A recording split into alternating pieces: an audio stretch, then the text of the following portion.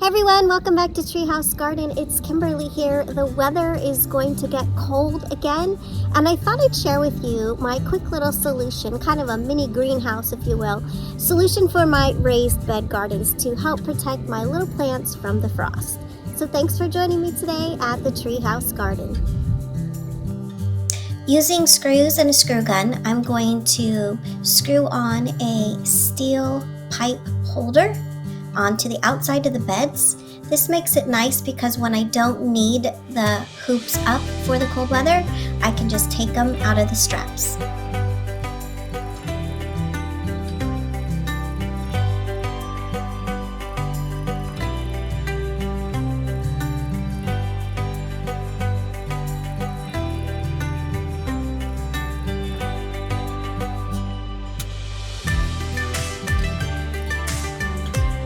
Next up, I put 1/2 inch PVC pipe, which is very flexible, and I found it at the Home Depot, into the brackets.